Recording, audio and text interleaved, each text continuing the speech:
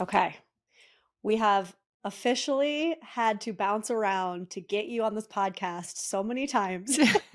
Long time coming. Here's the thing, all 3 of us have little kids, so I kind of feel like if it was gonna be anybody, you understand.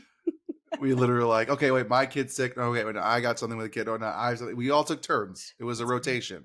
Pretty We all much. shared Parent that. life. We all shared Yeah. that. Parent life. Well, we're so happy that we finally got this on the books and that we're here talking to you. Honestly, Danae and I were talking before we got on, and we were saying that we've obviously had a lot of men on the show, but I was trying to rack my brain, and I'm like, I don't know that we've actually had any male therapists on the show, Mm. and that just like stood out to me, right, as something like finally we've got you here. We want to pick your brain about some stuff. Thanks so much. I'm so excited to be here because I love both of you guys individually and what you guys are doing together, Mm. and the content you guys are creating and the realness and the help that you're helping so many people. The help you're helping. That's a smart thing to say. And just the reality of what it means to be human and to feel things and how to deal with relationships. You guys are just killing it on so Mhm. many levels. So to be in this space is really exciting. And I get that a lot. Like, oh, Really? I've had men or we've only had, especially with parenting, Yeah. like podcasts, I've never had a father who's a therapist. No, So like never. I'm so excited to be in that space, to create in that space and to be a face of that space and take on that kind of responsibility on my shoulders. Because it's why I started doing what I was doing was because I didn't find people doing that Mm. on social media or talking about it. Um, and I got nothing against the moms and all the amazing specialists out there, but it's also nice to have different perspectives and different just viewpoints. And it's not, and different experiences that create, our minds and our world. So I'm excited to be here. I'm pumped. Yeah, I think that was something that when I talked to you, God, was that a few weeks ago? Like a time warp, but What day? that we Who touched knows? Who on, knows? right?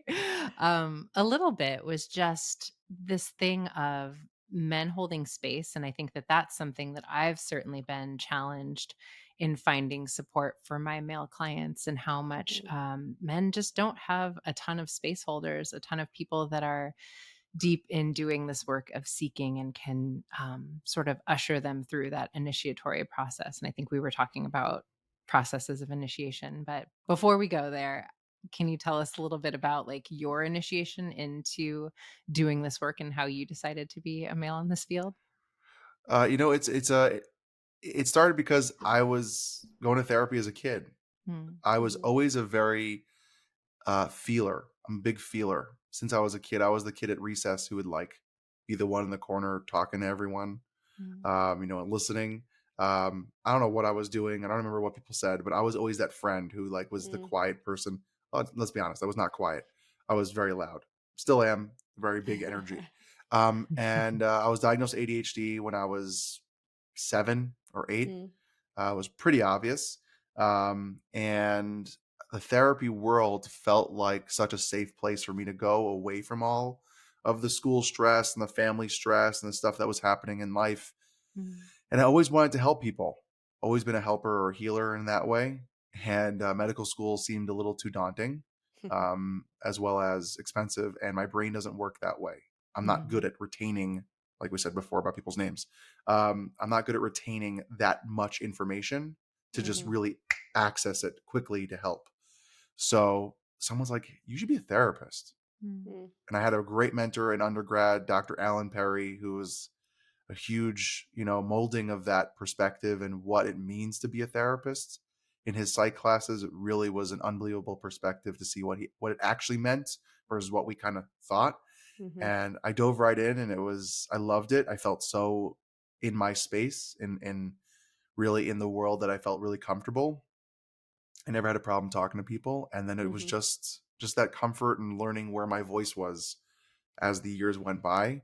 Uh, and it's so interesting that you talk about the space for men. I have private practice for about 2.5 years. This last year, I've had more men Mm.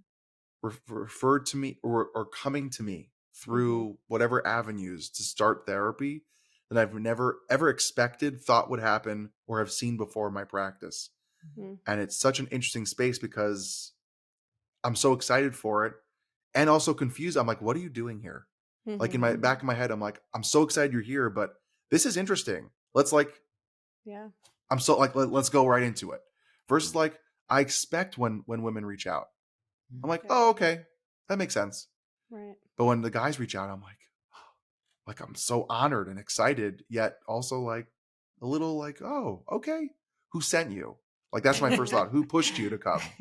You know, and it's just Mm, exciting place to be. love Mm. that. I think there's something that's so interesting in the way that we're socialized, just in what you're speaking to, right? Like that if men are there, there must be something fishy going on. Who sent you? Why are you here?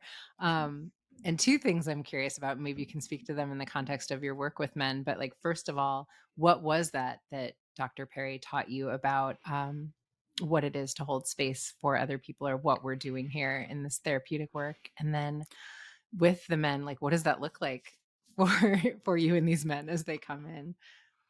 So Dr. Perry was a very, and this is not, he's not related to Dr. Bruce Perry, just another Perry.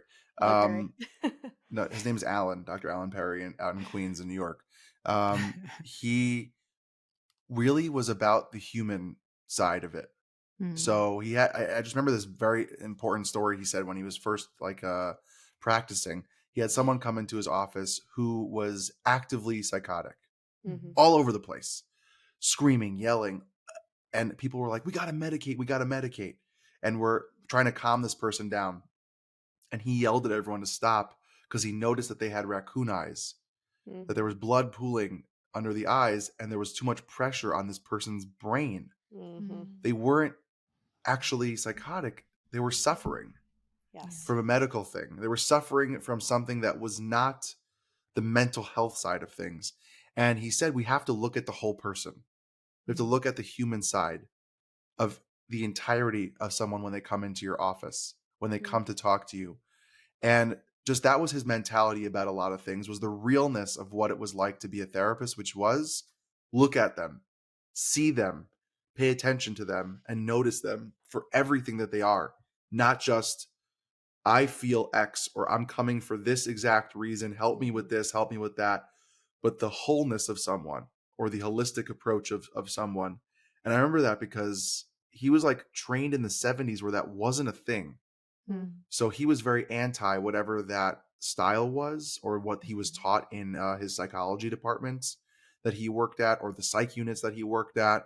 And he even told stories about when he used to start, he used to work in forensics, where he was Mm. deciding on divorce cases and very real things about a child's future with which parent they were going to be with.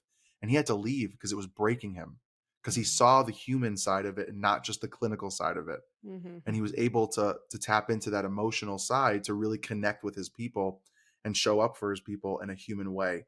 So that's what I try to do with anyone that walks into my office or through video or phone call, however we're doing it nowadays, is the mhm, idea of, especially with men, if they're coming to therapy and they've never really dealt with their emotions before or don't know even where to start, it's just sitting with them and getting to know them, Mhm.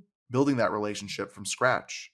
Because then, once there's a sense of comfort and trust, and I think we should do this with anyone, but just for the target of what you were asking, that's like my goal. When a man Mhm. comes into my office and really wants to, I get this, I don't know where to begin, or I know I have feelings and I know I have all this stuff to work on.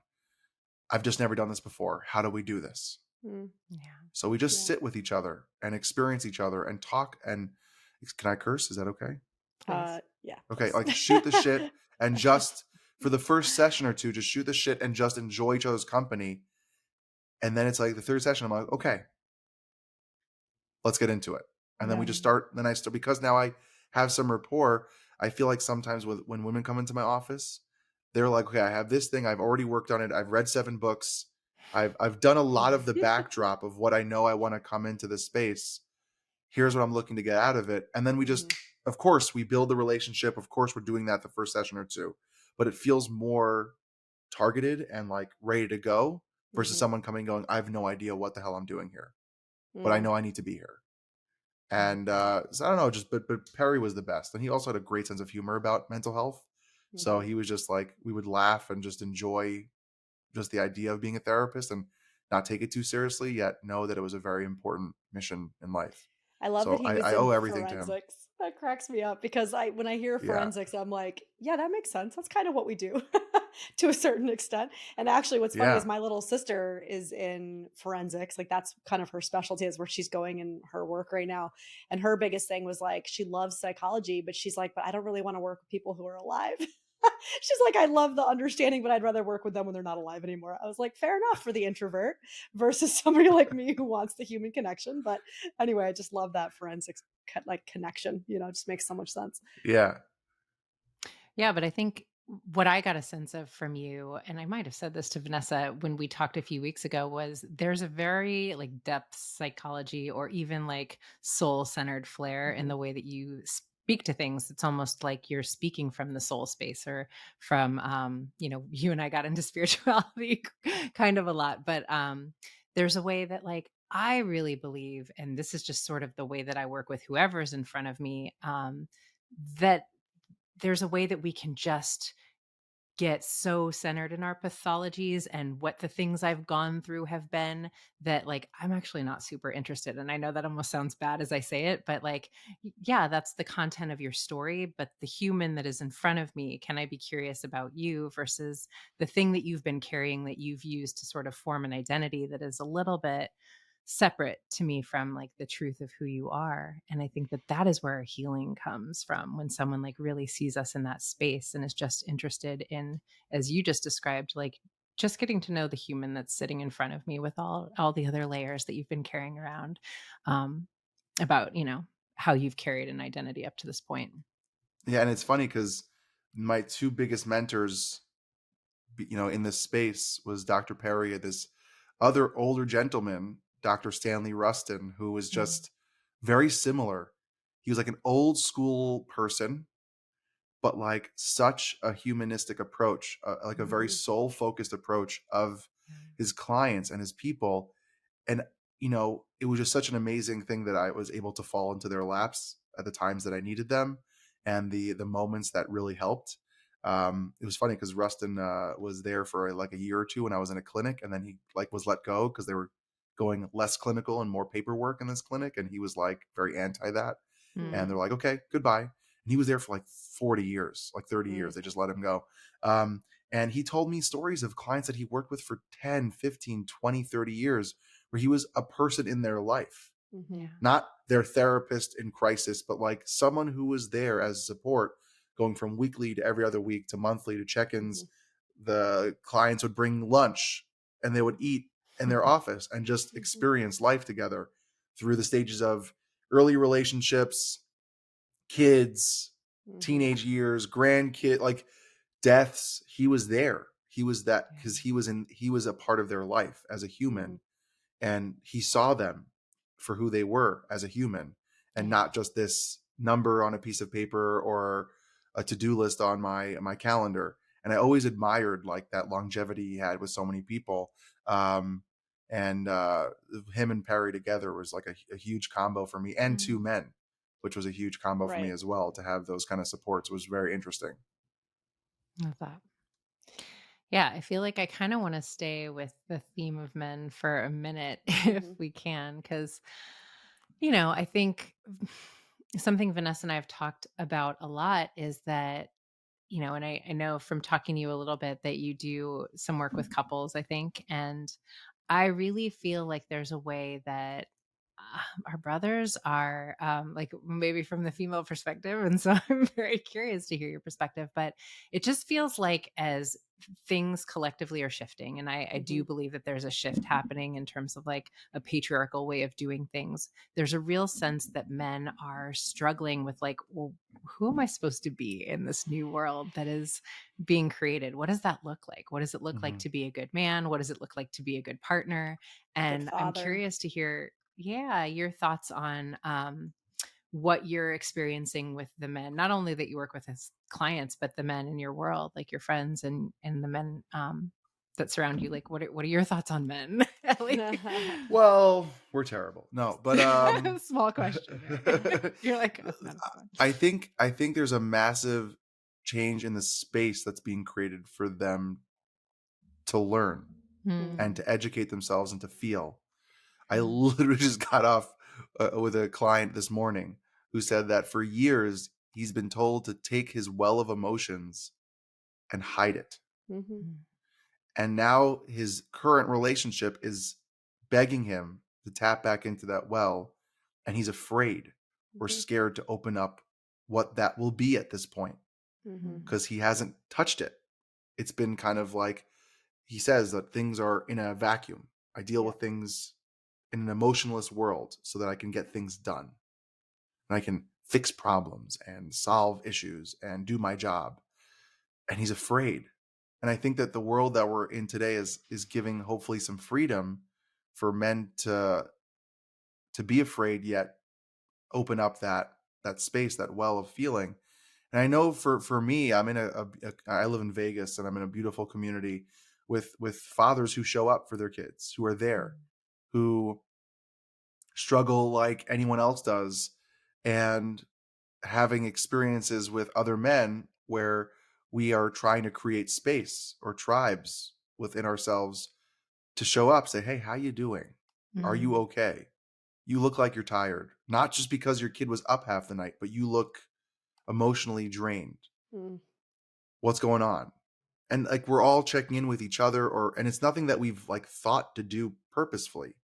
It's not something that we just said, okay, today we're going to all ask each other questions. It's something I think that's coming more comfort and need, just because of the world that is shifting, which is Mm. men being allowed or feel allowed to ask or comfortable to ask each other without being made fun of or put down or told whatever names you can think of like your weakness Mhm. and stupid, or you're so how could you ask me real questions. Yeah. Mm. And but the funny thing I also see, and this is not a real world thing, but social media is the total extreme on the other side, where Mhm. I see a lot more like alpha male personalities, Mhm. Mhm. whether it's Andrew Tate or people like him. It makes me so upset, and I can't stand that personality type Mm. because it gives such a bad name for what men are trying to do and be and hopefully can change, or things of that where you see like on a micro level in your communities and in your homes and in these places of men showing up for their people, for themselves, and then you see social media of like these alpha males like seminars of Yeah. beta versus alpha and the weakness, and I'm like, what, how is this not translating? Like, what's going on here? And it is Mm. confusing that that's out there. But I really do believe that this world is opening up to a place that is like an allowance Do you to feel feel, to like tap into that well. do you feel like there's any kind of generational difference that you're seeing? Because I know that you, like me, worked with adolescents for a period in the beginning of your career, and I Yeah. remember when I would work with these adolescents, and it was probably around like 2015. It was into 2016 when all the election stuff happened. I remember like actually sitting in some of the offices with my female clients, especially, and actually crying together during the 2016 elections and stuff, and Hmm. really holding space for them in that way, but also leaving those sessions and being like, y'all are the hope for the future. Like I had so many Hmm. boys that were my Mm. clients, and the way that they would talk about things, I just was mind blown, right? At the access that they were able to have to their inner worlds and the language that they were using and what they were talking about. Like, I mean, I wasn't dealing with the typical like bullying and things like that that we're trained to believe is what teenagers go through. I mean, these boys were Yeah. coming in and being like, "My friend's really struggling through this breakup, and I'm really trying to be there for him." And I just was like, I don't know. The best way to describe it is I would leave and I would feel like they're the hope for the future, And I'm just wondering if you've seen Mm. even in your practice like a generational difference.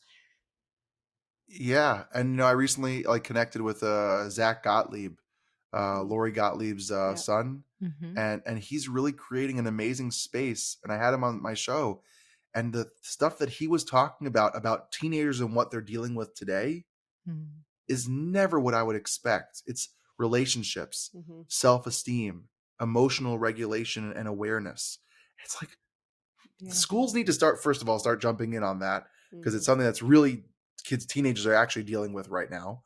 Yes. Um, but on top of it, I think we can see the same thing with parenting, Yeah. right? There's so much more access to knowledge and awareness and understanding and research that we are growing up in a world of picking up on this stuff Mm. and taking it in and then putting it into our life. And I Mm, think that my parents growing up in the, in that age, it wasn't about feelings and emotions. It was a totally different place. But now the next generation or that next part of the world grew up in a world where it was about emotional IQ. mhm, So they're talking about it in their homes. They're being more cognizant. It's on the TVs. It's out there on social media. Yeah, social media has its negatives, but there's also positives that are being out there. And I think there's a huge generational shift of feeling, caring, wonderful men, mhm, and the opposite, not that women aren't, but the empowered, strong thing that wasn't pushed back in the generations, that's changing the face of the world for I think greatness mhm, and wonder for our worlds, that both sides are kind of mixing and matching now to Mm. balance out versus it mhm, being extremes of both ends, which I think is great. Yeah.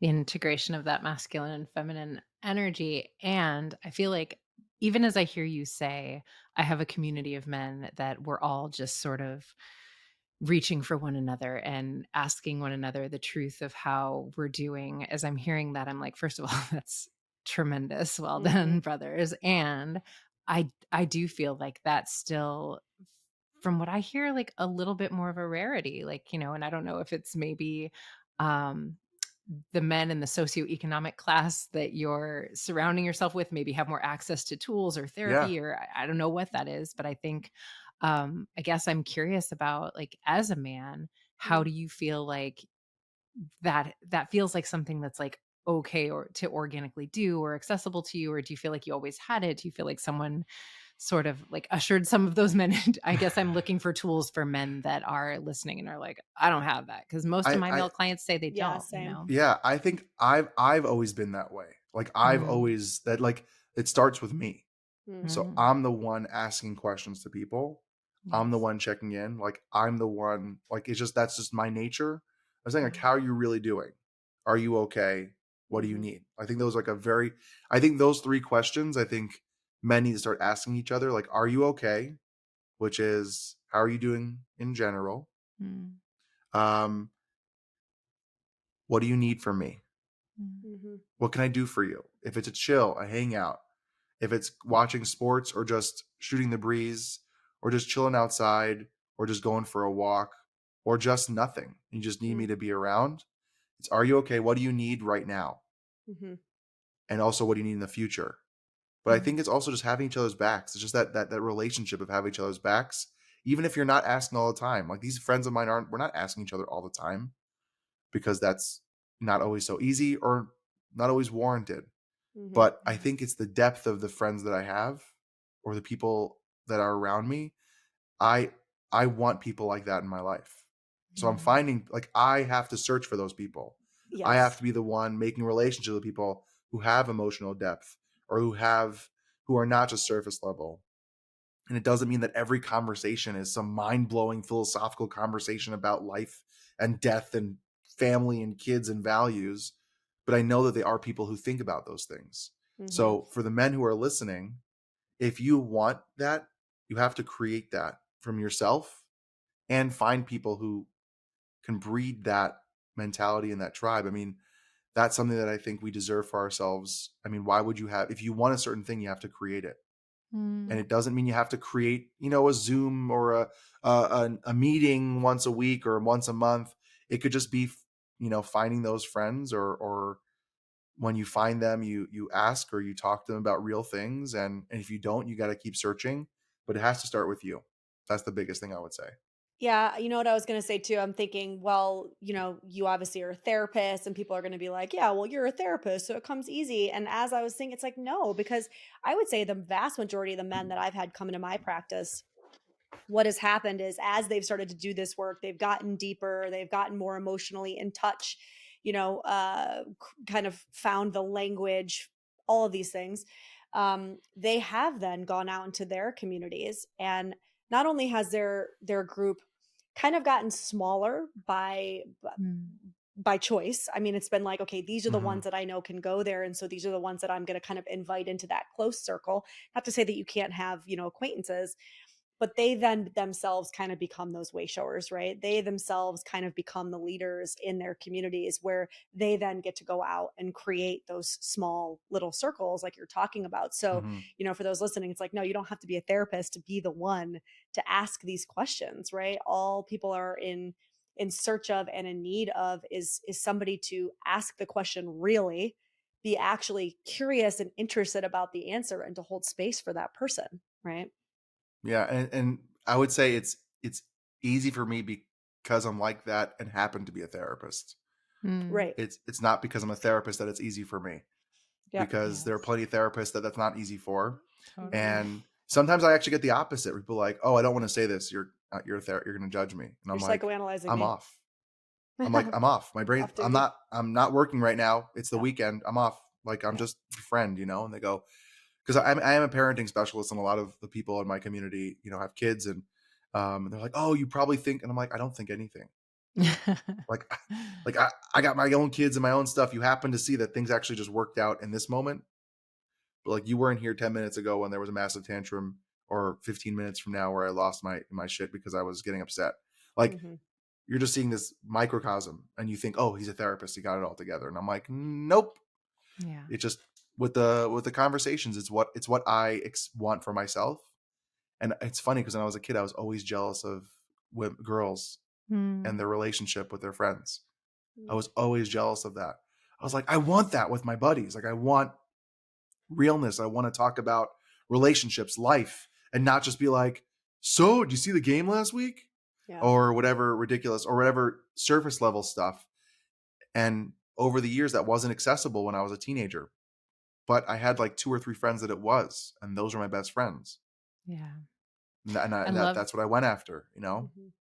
I love that you speak to that part because I haven't really heard, especially a man, talk about that element of using discernment in who I'm bringing into my world and who has the Mhm. capacity to meet me in a way that I long to be met. Because I think so often we want to make people wrong for who they are and the way that they show up. And if they're not someone that can dive into the deep waters with us, and different people have different capacities for, a ton of reasons. I can be open and I can be really modeling that it's okay to go there. Like, I'm open to go Mhm. there. I would love to have those conversations with you, but really building your circle around people who are also able to do that with you and are hungry to do that with you, I think is so important. I love that you spoke to that. Thank you. Yeah, it's something that I really feel. And I know even on social media, I've made connections with some male therapists that, Mm, we chat and talk, but like it's realness, not Yeah. because we're therapists, because that's what we're looking for. We're trying to bring that into our world. And maybe we'll have a cool hangout like some of all those cool lady groups of therapists always have on Cool social lady media. And I'm like, groups. oh man, I don't know, lady like all of these, therapist. I'm talking about all these like cool crews. And I'm like, oh man. So maybe I'll do like a bro Me hangout in too. Vegas. It's needed. Well, Um, so what about the well, parenting side? Like, I wonder too. I mean, how is that for you to be in that space? Because what you were saying earlier when we first got on was like, I actually am trying to rack my brain to know if there's anybody that I follow in the parenting space that is a man, honestly. And do Dan you get, Siegel. well, mm, right? I mean, Is- that's a good one. it's Dan Siegel and But for this the ones who generation, have. most people don't know Dan Siegel. Like, I think that he might be I the know. one, and he's very kind of psychology based, and a lot of people know him in the psychology world. And I've given his book and recommended it to a million people, a couple of his books. But Same. yeah, But like that's it's what lonely. one of the things that I struggle with when I first became a dad. So I had a massive panic attack when I first became a dad. Mm, mm, Not because I didn't want it or I was freaked out by it. I've always wanted to be a father. It was just I didn't know how to deal with everything, like all mm, the change and the shift and the emotions. And I started looking for like, okay, who's talking about this? And yes. there was no one. And and I was like, okay, so I'm going to post a real vulnerable thing about I just had a panic attack and it's been 2 months in my daughter's life and I don't know what to do with my emotions. mm, I didn't say that, but that's what I was, talking about. And it was just interesting because it felt so comfortable and real to just talk about parenting. Mm, And I love it because I love being a parent. And I also, it's real and honest and frustrating at the same time. You guys know it's like all over the place, a roller coaster every day. mm, Um, but so many men feel the struggle of where do I fit in? Where is that space for me? You know, how do I find my voice? How do I find my place? Mm, Breaking habits of past, of how I was raised to be a parent, or what I was told to be a parent, or what I was modeled to be a parent versus what might Mhm. be helpful, beneficial in this day and age for parenting. It's an amazing space. And it's something that I like when I see parents, especially fathers, post about fatherhood. Everyone's like, "Oh my gosh, they're amazing." When like moms post all the time, no, they're not amazing. They're parents. But we're just not used to seeing that, mhm, as readily available. Um, Even the terminologies we use about, part-time mom, or all these things, like, no, they're moms and they also work, and they're dads and they also work. Like, it's just mhm, those terminologies I think are so unhealthy. Um, but that aside, when we see like celebrities like Justin Baldoni, or like Mhm. all these men who are talking about how much or Dwayne or The Rock, like this massive muscular man is, dressing up and being all cute with his daughter, you're like, oh, he's mhm. amazing. It's beautiful. But like I want to create more realness around the conversations of parenting, and not just fatherhood, but just parenting in general, in a more real way, because we all deserve it, and we have to stop judging each other for the quote unquote, Mm. missteps or failures, but really just be there for each other and show up for each other, in a loving way, because it's so hard. It's just so hard every day. Mhm. So what That was a lot of advice do you randomness, by the way. I'm so I sorry. mean, I love No. it so much, and I think it's so beautiful and important, and I think I would love to hear your thoughts on what you say to fathers in early parenthood, because I think I have a handful of fathers right now with kids that are around like the 6-month mark that are struggling Mhm. in their relationships. And I don't have a lot except a lot of times to empathize with the woman in their life, to be like, listen, brother, she's like, Take a breath. she's hurting. Like She's she's in a hurting. cataclysmic I love shift that. in her Listen, internal brother. organs or in all kinds of places. But what do you say to the men in that space to support Yeah. them in how to take care of themselves well and how to show up in partnership? Like, what do you say to them? Holly, I need some So Give us some I some love tips. feedback. that. I love that. Listen, brother. Listen. The biggest thing I would start with that, like the listen, brother, like this Yeah. is real. Like Mm, Mhm. the other thing that I would say is they have to find their space. Mm. So I don't mean isolating or physical space. I mhm, mean their mental space, their emotional space within the unit. I know for me, the biggest thing, and I suggest this to every parent unit, time off or Mhm. yes. paternity leave changed my relationship with my daughter, Mhm. Mm, because my daughter was born, my wife jumped in, she killed it. She was amazing. She was unbelievable. And I was so locked into her, like, oh my gosh, okay, I'm a therapist, postpartum. Let's pay attention. Is she okay? Right. And I wasn't finding space for me emotionally Mhm. to be in that space, to feel my feelings and let my stuff come out, or to lock into my own things that I needed to show up for myself, or just be a part of. I wasn't present. I Yeah. wasn't like showing up within it. I was so everywhere else. mm, And when I was on paternity leave, it was just me. My Mhm. wife wasn't there. It was just me. I had to be present. I had to pay attention. I had to focus on this beautiful being that was mhm. in my lap, who like softened me, even though it was always soft, but like really made me feel my stuff. And I Yeah. say this often, and I know there's a common thing, like parenting is like the biggest mirror to yourself. Mhm.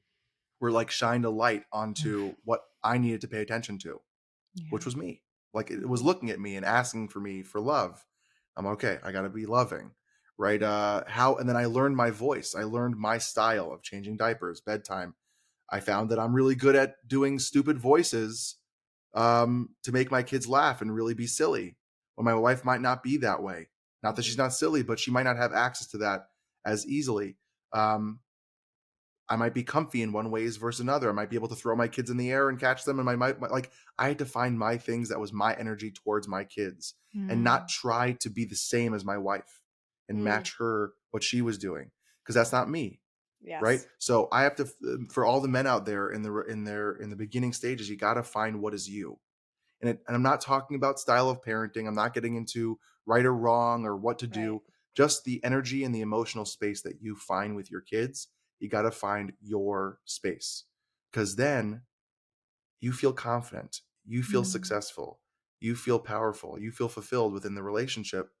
And then a lot of the times, the biggest struggle that I see with relationships when it comes to parenting is if you're a first parent, first time, you have no idea what the hell you need. You're all over the place trying to survive. So the biggest thing that comes up is I don't even know what I need, and I don't even know how to ask for my needs because I don't even know what I want. So a lot of the arguments come from I'm just really overwhelmed and I'm just going to let it out. And then people just fight and argue and vent. And then the second kid throws a different loop of I thought we knew what we were doing. I don't know what I'm doing anymore, which is what happened to my wife and I. Our second kid our daughter was sleeping, was great. My son just threw everything out the window. We're like, we got to start from scratch. I thought we had it down. We don't. So then it's reassessing that. So I think the first thing is finding your space emotionally, and your connection and within the unit and relationship. And second is really testing what you need.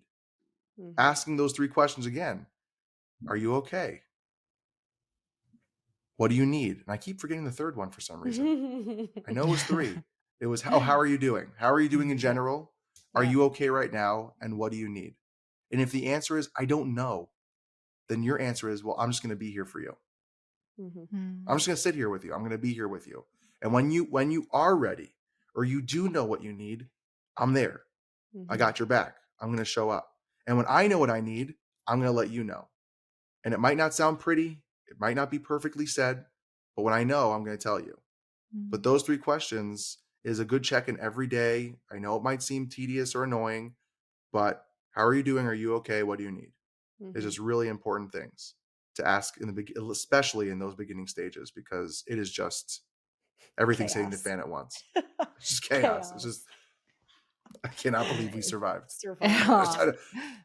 I think you posted something about like in alignment with those questions like a couple weeks ago on your page, and I was like, I just love that so much. It's just I gotta really give a shout out, beautiful. but it wasn't from me. It was from Ryan Clark on The Pivot.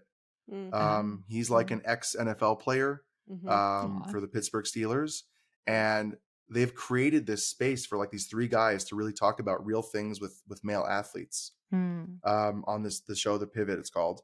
And it was like a year anniversary of their show or something, and he asked those 3 questions to his co-hosts. And I'm like, oh my gosh, that was genius. Because it was like men asking real things to each other and actually caring and listening. And so I'm like, I of course gave him a shout out on the post, but like, it's something that I really push a lot because I think it really clicked. Like, we should ask those questions. It's not a hard thing. So shout out to him. Yeah, I think too, and I feel like I've had this conversation with other moms. I know that Danae has had this conversation with me. And it's something that we have to like work at. Hang on. A tickle in my throat. I think something really important for women, like if we're talking in heterosexual couples here, is giving the man the space to be able to find that space, right? I think so often what happens is that, and I know I saw it in myself, I still see it myself sometimes. It's like we get very kind of like protective and very like, it's not my way, so it must be wrong. And we want to kind of micromanage. And part of that is survival. Okay. Part of that is also kind of how we're socialized, I think, as moms to like do it all.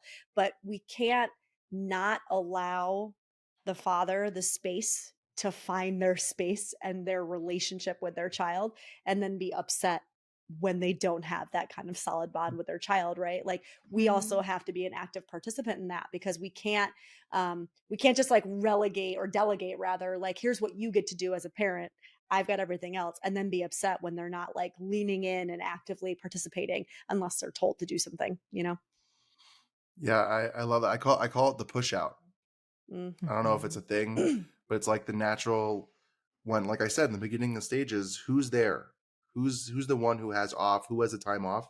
The in a heterosexual relationship, the mom, right? The mom. So they're the ones who are getting like their rhythm and figuring out their pace to how this works, while the guy is not there during that rhythm or during that cycle to figure out bedtime routines, all these things. Then it adds that also, of course, unfortunately adds the mental load mentality of moms and women.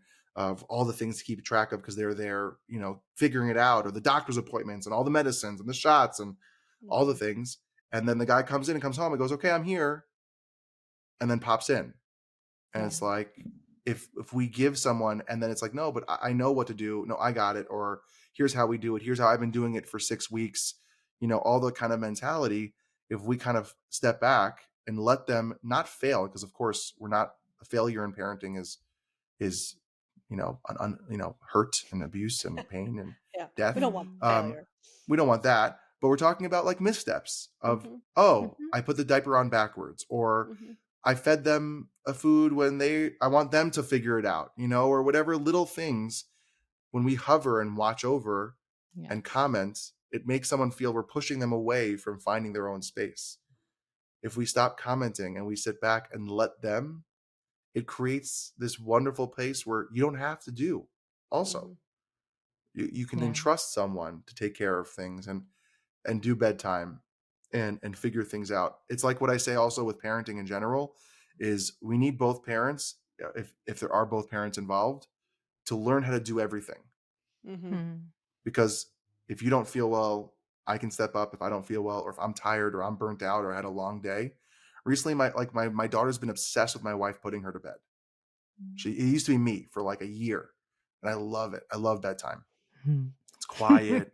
It's like connecting. Of course, when it goes wrong, then it's like the worst moment of your life. And it's like, go to bed. Like, Yeah. go the F to bed. Please stop it. Um, and there was one night where my wife was just really had a long day. I knew exactly what songs we sang. Mhm. I know what we do. I know the Mhm. pattern. I know the bedtime routine because I'm there, paying attention, involved, have done it. So it's not, well, I don't know what I'm doing. Uh, I can't. Or Yeah. I can say, yes, babe, I got this. Go. I'll take care of I call her Rickster. I'll take care of Rickster and I'll put her to bed because I know I'm involved. And if Mhm. there's something that I normally do, my wife can be like, oh, don't worry, Ellie, I got this. Mhm. I'll take care of it. So I think when both people have this mutual respect and responsibility of everything, now of course that's very idealistic and hopefully we can do our best. There's no one burden on one person. Everyone shares that.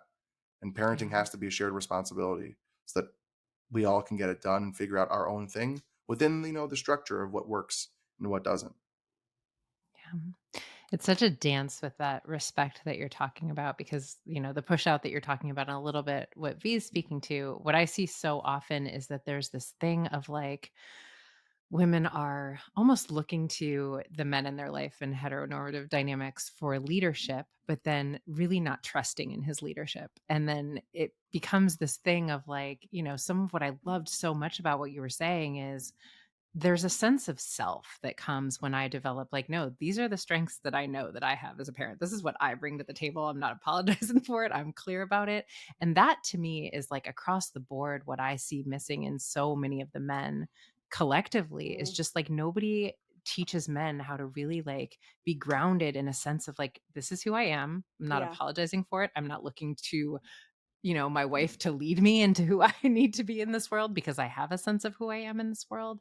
And I think absolutely like parenthood can be one of those spaces. Stan Tatkin was on a couple weeks ago and he was talking about how, a lot of times parents don't come up with a plan ahead of time and then they're like shocked by the level of overwhelm. And you kind of have to say, like, how are we going to divide and conquer this? What is this Hmm. going to look like? And of course, there's going to be surprises, but a little bit like that this is like a tag team thing and we're both in this. But yeah, I think that thing you're talking about where like just like really identifying my strengths and like, no, I know I'm good at this and this is what I do that mom doesn't do. And I'm not apologizing for the way I show up in this. Yeah, we all have our abilities, but even you had Connor on a couple weeks ago also, who's like creating an Mhm. amazing space for men also. That Mhm. just really is just teaching and grounding of self-confidence and knowing what it means for them to be vulnerable and to be what they feel as men. Mhm. Yes. And Stan is awesome also. I don't know why I called him Stan. I don't know him. Um, Good old Stan. That's his name. But yeah, Stan, good old Stan. I don't even know. I don't know. well, his name is Stan. Yeah, I know, but like, you know, first name basis me and Stan. And it's a beautiful thing to have a game plan. But Mhm. the one thing I always like, I never like game plans for parenting because everything hits the fan. And it's like Mm. when you're preparing to be a parent, you don't know anything. And Yeah. like when we were not parents, we went through infertility and IVF and that whole journey. But when we watch other parents, we'd be like, oh, they don't know what they're doing. Look at this ridiculous. Like, you make all those commentary and Fair. then you're in it We and have you're like, so many oh opinions. crap, I'm doing the same thing. Yeah. And Totally. like I was just making fun of that like a year ago. Yeah. But you can make all these plans, but each day and each kid brings a different, like a game plan. It's like, Mhm. to me, like, I know I'm going to use a sports reference classic, but like football, every Sunday is a different team. Mhm. So you Yeah. have to change. You have to change your game plan for that Sunday. It can't just be, well, we played really well last week, so we'll try it again. Yeah. Right. Like I it think doesn't work out that way. I think that's real, but I also think what men don't have, and why I think the space that you and men like Connor are creating is so important, is men don't have elders that are saying, yeah, this is what this is. And now when Yeah. she's doing this, do this. Right. And Yeah. I do think we as women have more of that, like spaces for elder Yeah. women or even women who've walked this path to be like, yes, absolutely. This is completely normal. And Take a deep I breath. remember asking my dad for advice about it, and I love my dad to pieces. He's a beautiful human being. Hmm. He was like, I don't know. I'm like, he didn't change diapers. My father didn't Yeah. change Yeah. diapers. He did vomit though. He my mom couldn't do vomit, You clean up but the vomit. my dad did not change diapers. I remember years Yeah. ago, my daughter like had a massive poop explosion, and I was on a therapy session.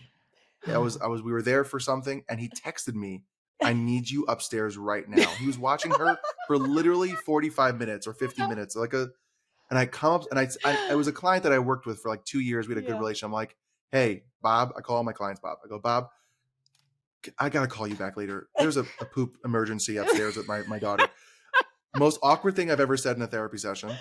Not awkward, this is I'm funny. She's crying. laughing. I'm laughing. I go upstairs. My dad is holding my child. There was poop everywhere. And he just, and he gives me the baby and runs away. He went upstairs to shower. He could not handle it. So when I ask him advice, it's coming from like, it was a crazy, there was in her eyelids. I don't know how she got poop everywhere. Oh my God, let's just say a silent prayer for all the people in early parenthood who are still Just dealing poop with explosion. blowouts right Oh now. my We call gosh. them God. blowouts, but when you're like, I don't even know what to do with you. He didn't know what to do. He was just Uh, holding her at a distance that so many wouldn't get, good and it was all over the stories. couch. But like, I can't, when I ask him, I I don't don't miss those have a days. good reference point. I don't have a Oh good my reference point God. because he's like, I don't know. Yeah. Ask He your never mom. did it. Ask your mom. Yeah. Ask your mom. So I asked my mom, and she's like, I don't remember. It It was was forever 40 ago, years ago. which Yeah. is, yeah, which is all true. So it's just nice when people who are in it are telling you realness, but being loving and compassionate. This last weekend we had friends over, and the father and mother were just talking to us about, and she said, I'm so glad that we're not the only ones Hmm. dealing with this. Mhm. Yeah. Mhm. And I'm like, of course you're not. Yep. Like every parent is struggling with bedtime or getting out of the house in the morning or tantrums in a public place. Right? All those things. It's just so funny when you finally hear someone like, oh, thank God I'm not It's alone. not just me. Yes. Mhm. So like I can't really ask my parents. I have so many more stories of my father just being ridiculous that way. And he loves my kids and he's like an amazing grandfather. But like it's just so silly that like I can't ask him because that's his reaction. It's like, Yeah. But I also think that That even in that, story. like the elders, like Danae, you were my elder, right? Like you had a Hmm. kid 2 years before me, and that was just enough where you were still in it, but you were still very fresh in it, but you had moved past the stages that I was in currently. And so we're able to kind of guide me through like, okay, this is normal. Here's what I experienced, right?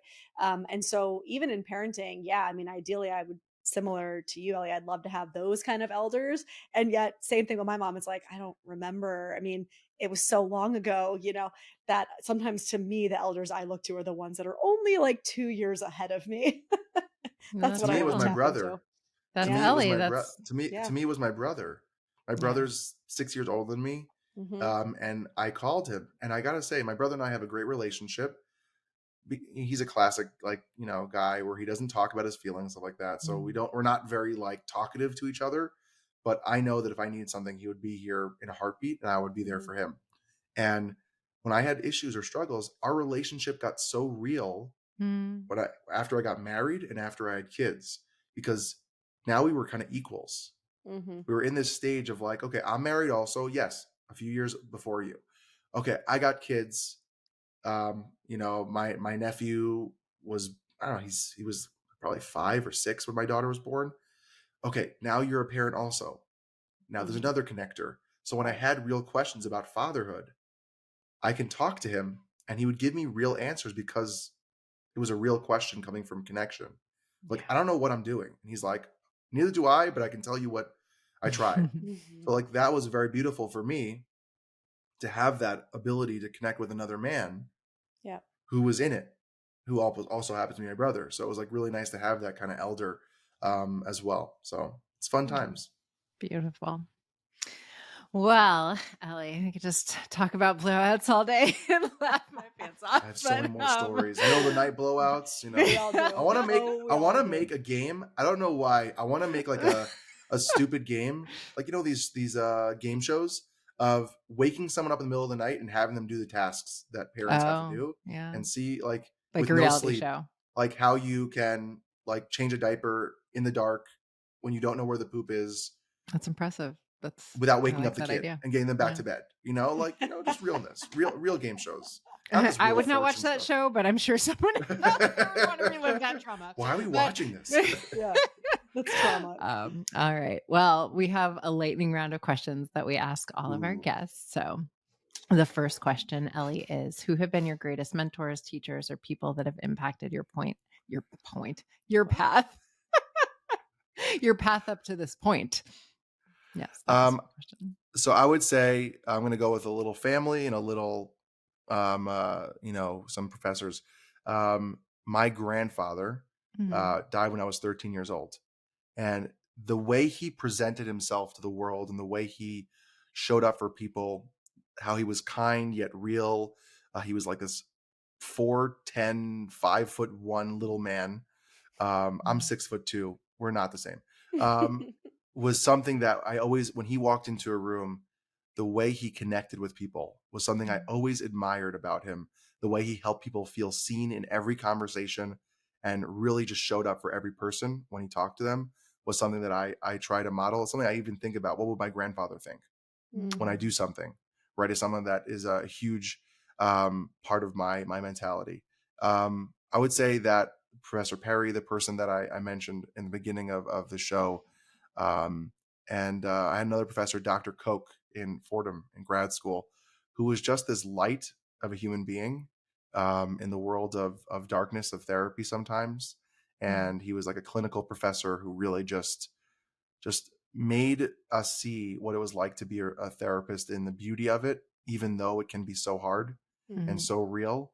Um, and I would say my kids and my Mhm. wife are a huge part of my journey. I Mhm. wouldn't be the person I am today if it wasn't for the support that my wife gives me with all my ridiculousness and silliness and sassiness, and my kids just keeping me grounded. I think is a beautiful place that I really go back to as a source of a lot of inspiration and motivation. I love Beautiful. that. So, this concept of flow, right? I mean, this thing that you find yourself in where you kind of blink your eyes and an entire day goes by. What is that for you? Like, what are you doing when you find yourself in flow? Well, uh, for me, it's this. For me, Mm, it's podcasting. It happens once in a while as a therapist where I'm like mhm, really in a beautiful place with a client and we're getting into some real stuff. But I feel it when I'm speaking to colleagues and people who I admire, like yourselves, and talking about things I love and care about. I will at the end of this not know what I just said Mhm. because I'm yep. so in it and so in the moment. I'm not thinking about what I need to say or want to say, but how I'm saying it or what it just comes through me. Mm, And that sounds weird. But in the idea of it, when it's public speaking or doing podcasting or mhm, podcasting myself and talking about mental health and relationships and parenting in such a real way, I come off the chair and I'm like in like a floating state. I can't yeah. explain it. It's something that I feel my full self, and it's why I love Mhm. doing it. It's why I love being in this space and hoping to create more space for that and impacting in a bigger platform because it's something that I feel my full self, which is something that we all deserve to feel, and Mhm. it's an amazing thing. Beautiful. And what breaks your heart, Ellie? What breaks my heart? Oh my gosh. Um, many things. Many things. I would say it's when especially with my kids when I can't help them Mm, like they're struggling, whether it's my daughter with a friend and she just having this love-hate relationship with a friend and I can't do anything about it. There's nothing I can do, but she's just feeling her feelings. Um, what breaks my heart is suffering in people that I hope that I'm working with now. That mm, it's the work that I'm doing is not there yet or not enough yet, but they're mm, just in the beginning stages of their healing process. And break my heart for myself would be if I don't feel like I'm impacting the way I hope to, or I'm mm, not feeling like I'm doing enough, whether it's time, access, space, or Mhm. financially. Those are kind of the things that break my heart sometimes. mm. And the last question is the doozy question. What is your favorite food? Oh, any meatball and spaghetti, Oh, but such a any New like Yorker, such a meat. New Yorker thing to say. I know, but like any meat with like a carb. So like I don't know, I'm very big. I don't know. I don't know why. You can psychoanalyze me if you want. I'm very big on bowls and spoons and mixing the food together and like having that one bite of the flavors. So Mm. whether Respect. it's like chicken or with a rice and you mix it all together and like add your sauces, I don't know. But like I Danae also loves a love good soup. bowl. I think you're a good I love bowl. soup Oh, also. Yeah, I yeah. love soup is like one of my favorite things. I can eat soup. I I love live in soup. Vegas, it's like 115 degrees probably outside right now. I can eat soup throughout the entire year. I Me don't too. care. I love soup, but any like meat with a carb mixed in a bowl, I'm there. I don't know why. I'm Throw it there. in a Something about bowl. the way you're just Throw in a describing it. I bowl, love just it. get that spoon and just Shovel. Aw. Well, Ellie, we are just so grateful to know you and have you in our sphere. I think you are doing so much incredible work in the world. Thank you for the way that you're showing up. And thank you for being a resource, not only for us, but for now our listeners to support the men in their lives, the men who are listening. And I really appreciate your heart. And I feel like every time I sit down with you, we get in these wraps where it's just such a good time. So, such an honor to know you, brother. thank you so much for having me. Anytime, if I can help you guys in any way, just reach out, please. Anytime. Let us know too where our people can find you before you jump off. Yeah, so Instagram is Ellie Weinstein underscore LCSW. I got a website, EllieWeinsteinLCSW.com, or you can check me out on the Dude Therapist podcast as well. I'm just a dude who's a therapist who has a show. It's not just a podcast for dudes. Um, and it's a fun place. So please reach out anytime you can. Awesome. Thanks, Ellie. Thanks.